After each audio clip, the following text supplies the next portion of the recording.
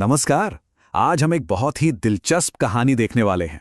सोचिए जरा, दुनिया का सबसे बड़ा सरकारी कार्यक्रम और उसके अंदर छिपी एक ऐसी पहेली जो लाखों लोगों के लिए एक बड़ी सिरदर्दी बन गई थी।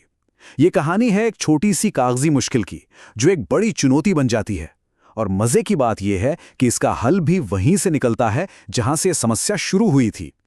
तो सवाल यह है कि दुनिया के सबसे बड़े पब्लिक वर्क्स प्रोग्राम को चलाने के लिए आखिर लगता क्या है। हम बात कर रहे हैं मनरेगा की, महात्मा गांधी राष्ट्रीय ग्रामीण रोजगार गारंटी अधिनियम। एक ऐसा प्रोग्राम जो करोड़ों लोगों को काम की गारंटी देता है। इसका स्केल इतना बड़ा है कि इसे चलाने वाली मशीनरी को समझना ही अपने आप में एक बहुत बड़ा काम है। तो ये पूरा का पूरा प्रोग्राम ये चलता कैसे है? ये चलता है उन हजारों लाखों फील्ड स्टाफ की वजह से जो जमीन पर योजनाओं को हकीकत में बदलते हैं। ये लोग इस पूरे सिस्टम की रीढ़ की हड्डी हैं और यही हमारी आज की कहानी के असली हीरो हैं। लेकिन इन हीरोज को ना हर दिन एक बहुत बड़ी मुश्किल से गुजरना पड़ता है। ये कोई दुश्मन नहीं है, बल्कि ये है कागज का एक पहाड़ जिसका एक खास नाम भी है। इसे कहते हैं रजिस्टर नंबर 3। सुनने में तो बस एक रजिस्टर का नाम लगता है ना?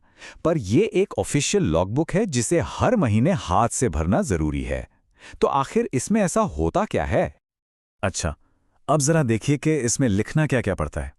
मजदूरों ने काम मांगा, उन्हें काम दिया गया या नहीं, उसकी कंफर्मेशन, काम के लिए जो सामान आया उसकी रसीदें, काम कितना पूरा हुआ और आखिर में पेमेंट हुई या नहीं उसका पूरा हिसाब किताब। यानी सब कुछ एक एक डिटेल हाथ से लिखनी पड़ती है।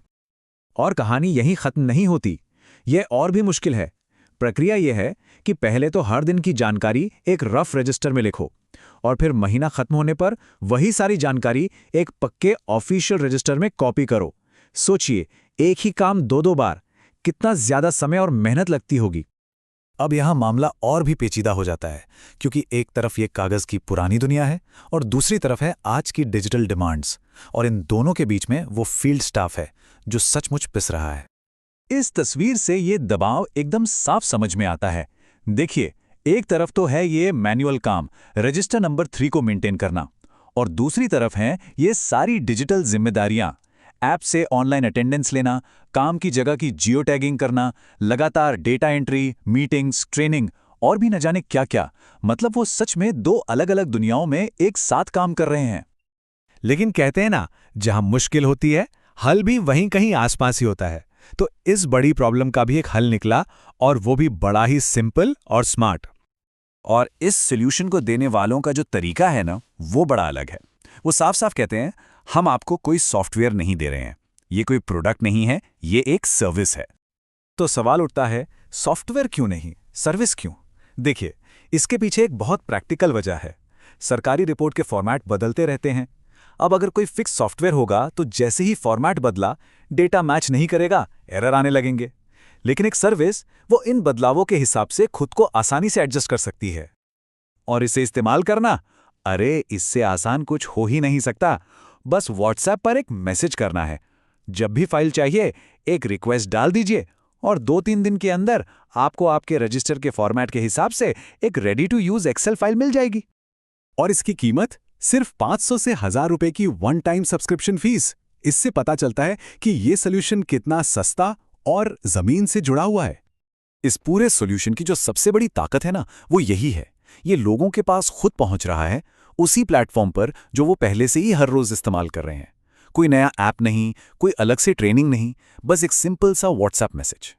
तो इस पूरी कहानी से हम क्या सीख सकते हैं?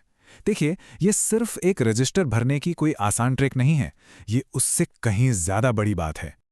सबसे पहली बात तो ये कि पॉलिसी बनाने वालों और जमीन पर काम करने वालों के बीच एक बहुत बड़ा गैप है। दूसरी बात कि बड़ी बड़ी मुश्किलों के हल अक्सर बहुत सिंपल होते हैं, लोटेक होते हैं।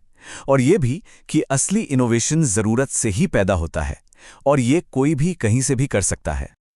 और आखिर में ये हमें एक बहुत बड़े सवाल पे लाके खड़ा कर देती है कि दुनिया में न जाने ऐसी और कितनी बड़ी बड़ी प्रॉब्लम्स हैं जिनके छोटे, सिंपल और लोकल सॉल्यूशन शायद हमारी आंखों के ठीक सामने हैं और बस अपने खोजे जाने का इंतजार कर रहे हैं।